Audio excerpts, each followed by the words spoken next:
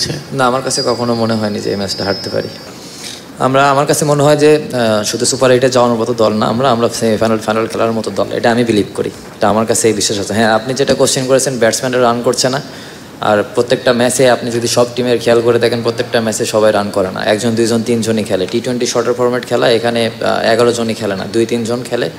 তো আমার কাছে যেটা মনে হয় যে 2-3 জন খেলবে যেদিন, সেই দিন যেন তারা খেলাটা একদম শেষ করে। এটা হচ্ছে আমার মানে পার্সোনাল ওপিনিয়ন। তো হ্যাঁ, আমার ব্যাটসম্যানরা রান করছে না, ইনশাল্লাহ সামনের ম্যাচগুলোতে রান করবে এবং আশা করি যে আমরা খুব তাড়াতাড়ি ওভারকাম করবো ইনশাল্লাহ।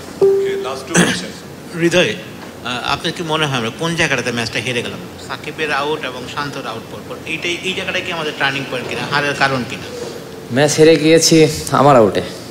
আমি যদি ওখানে খেলাটা ফিনিশ করতাম তাহলে ম্যাচটা হারতাম না। তারা তো অনেক আগেই আউট হয়ে গেছে। আমি স্মুথ শেভিং এর জন্য শুধুমাত্র কুল, নাথিং এলস।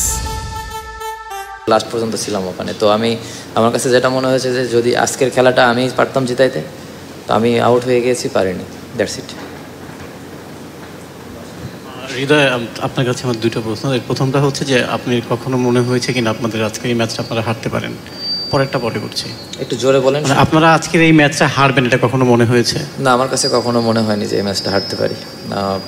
যেটা বললাম যে আমি যদি খেলাটা ফিনিশ করতাম তাহলে খেলার সিনারিওটা ডিফারেন্ট হতো, কিন্তু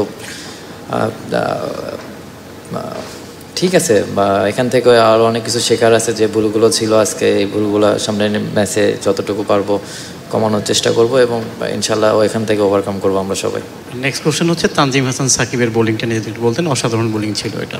আমরা তো সবাই জানি অনেক ভালো বল করেছে, খুব ভালো একটা শুরুতে খুব ভালো একটা স্টার্ট করেছে আমাদের টিমের জন্য। আমরা অনেক সামনের দিকে ছিলাম। আমাদের মনে হয় যে প্রত্যেকটা টিম এখানে বলাররা খুব ডমিনেট করছে এবং আমাদের টিমে প্রত্যেকটা বলার লাস্ট ম্যাচেও ভালো বল করেছে, আজকেও অনেক ভালো বল করেছে। আমাদের যে জায়গাগুলো এখন একটু ইমপ্রুভ করতে হবে, আশা করি যে ওই জায়গাগুলো নেক্সট ম্যাচে ইমপ্রুভ করবো ইনশাল্লাহ।